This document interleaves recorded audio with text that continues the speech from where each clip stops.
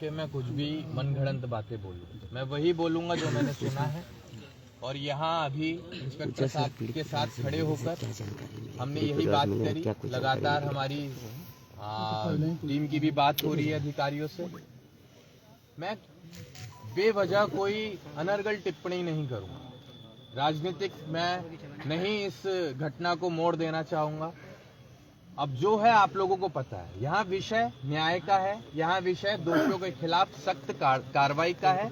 हम इसी की मांग करेंगे। और तीसरा विषय जो समाज चाहता है कि पीड़ित परिवार ने अपना नौजवान, अपना बच्चा जो खोया है, जो आज उस बाप की लाठी बनता, बुढ़ापे का सहारा बनता, जिस बाप ने अपना बच्चा खोया है, तो सरकार इस पर भी विचार करे कि कैसे इस परिवार के पालन पोषण के लिए व्यवस्था जुटाए और इनकी मदद करे, जिससे कि आगे ये अपनी बच्ची को, जो बताया गया हमें कि बहुत ही होनहार है, उस बच्चे की शिक्षा दीक्षा में उनके पिताजी सहयोग कर पाएं। इस लायक सरकार मदद करने का काम करे।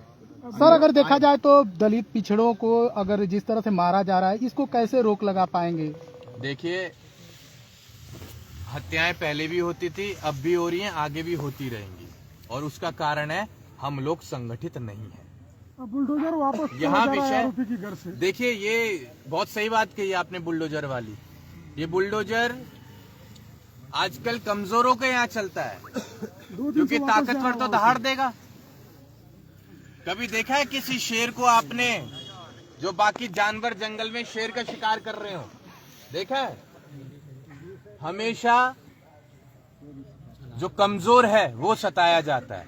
तो अगर यहाँ दलितों की बात है, शोषित पीड़ित वंचितों की बात है, जिनको आज प्रदेश में सताया जा रहा है, उसके लिए जरूरी है हम सभी लोगों का संगठित होना।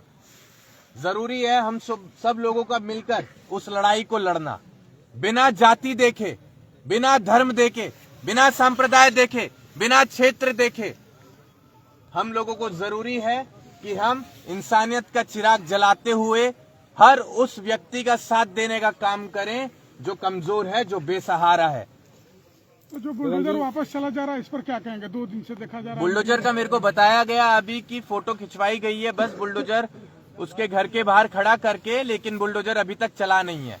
तो मैं वही बताना चाह रहा हूँ आप लोगों को कि बड़े फिल्मी अंदाज में उत्तर प्रदेश में काम हो रहा है, बड़े फिल्मी अंदाज में प्रशासन काम कर रहा है, बड़े फिल्मी अंदाज में सरकारें ये सरकार चलाने का काम कर रही हैं। और ये बड़ा गंभीर विषय है सर। मंटू लोगों को भ्रमित करने का काम किया जा रहा है, आप लोगों को भटकाने का काम किया जा रहा है। आयुष, समीर और मंटू के लिए आप क्या मांग कर रहे हैं? इस यहाँ बिलथरा रोड के 2, एक दलित है और एक यादव है, तो इनके लिए क्या मांग कर रहे हैं? सबसे पहली बात, दलित और यादव मेरे लिए मायने नहीं रखते। मेरे लिए मायने रखते हैं कि 2 नौजवान और एक घर का सहारा, एक घर के चिराग, वो आज नहीं रहे। मायने नहीं रखता कि यादव को मैं न्याय दिलाऊं या दलित को मैं न्याय दिलाऊं। मायने ये रखता है कि मैं इंसानियत का चिराग जलाते हुए उस व्यक्ति का साथ दूं जिसके साथ गलत हुआ है।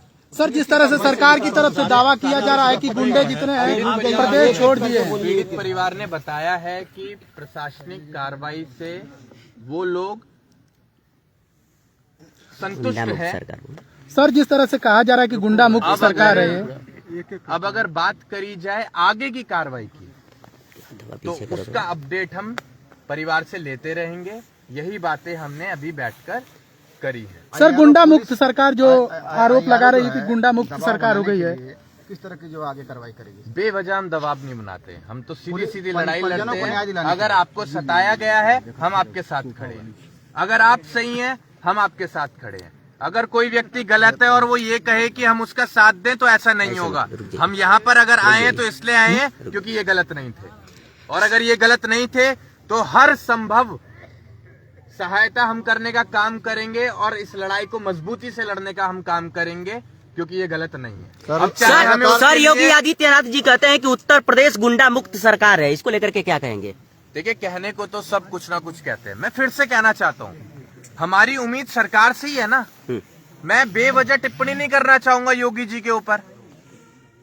बस मैं यही कहना चाहूंगा कि अगर आप इतने भारी भरकम शब्द बोलते हैं, तो ये आपकी जिम्मेदारी बनती है कि आपके प्रदेश का प्रत्येक व्यक्ति खुशहाल रहे, उसको न्याय मिले, उसको ना सताया जाए और उसे भी वही व्यवस्थाएं मिले जो इस प्रदेश में एक जाति से आने वाले लोगों को आज दी जा रही हैं। ये बड़ी बात कर रहा हूं मैं।